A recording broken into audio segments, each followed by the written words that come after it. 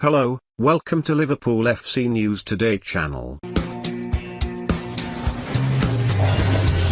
In many ways it was about as routine a Sunday afternoon as Liverpool could have wished for against Brentford.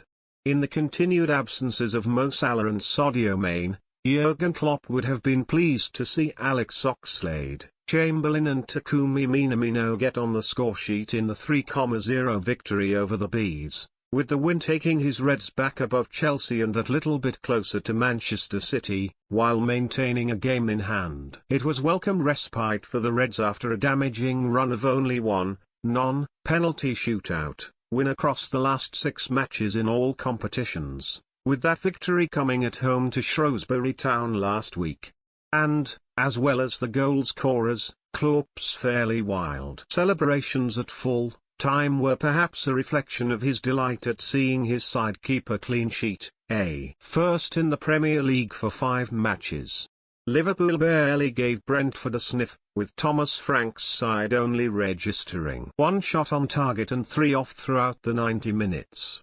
But when you take a look at those fairly feeble numbers, as well as Brentford's 32% possession, then they don't seem to quite correspond to the fact that the Bees found themselves caught offside 7 times at Anfield. That's because we tend to think of offsides as a consequence of a team looking to burst past their opponents, perhaps just waiting on that final ball and that perfectly timed run to get in on goal. But Liverpool don't quite do it that way. And when it comes to catching opposition teams offside this season, the Reds really are in a league of their own. As there are 5 teams in the Premier League this season who have caught their opponents offside 40 times or more in league matches. Leicester are on 41, Chelsea 43, Brentford 45, Manchester City 47, and then Liverpool on a staggering 85. That difference is enormous, and underlines just how Liverpool have turned catching people offside into an art form. Usually, anyway. Reds legend Jamie Carragher has often voiced his concern about Liverpool's high defensive line in the past, and about how when it can go wrong it sometimes goes spectacularly wrong. Last season's 7-2 defeat at Aston Villa would be the prime example of that, but there was also this season's 3-2 loss at West Ham, after which Carragher admitted he often can't understand why Liverpool's defenders play so high so often. That is something Liverpool have done for a while, and, me being in that position, I can't quite get my head around it. But then you look at the defensive record and it's fantastic, he told Sky Sports. I just think when you're in those positions, I don't know what you gain by holding the high line. There's only 2 things that can happen there, either catch them offside or they run through at goal. For me, that's not a fair fight in some ways. I'm thinking he'd rather run back. What do we gain out of an offside? Nothing. We just get the ball 60 yards from goal or them running through at our goalkeeper.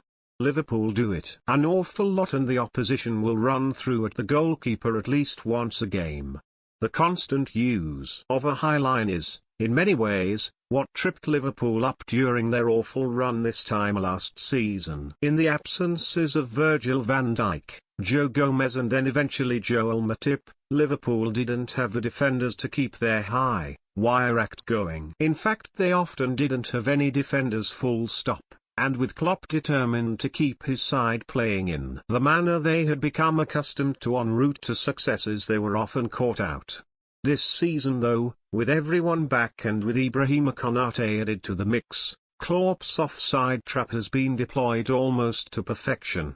To the outside looking in, the fact that the Reds have caught their opponents offside almost twice the amount that Manchester City have shouldn't really make sense, but then the key is in the control. City look to dominate the ball and then eventually, almost inevitably wear you down with their precise passing. But Liverpool have always been at their best when they can create chaos.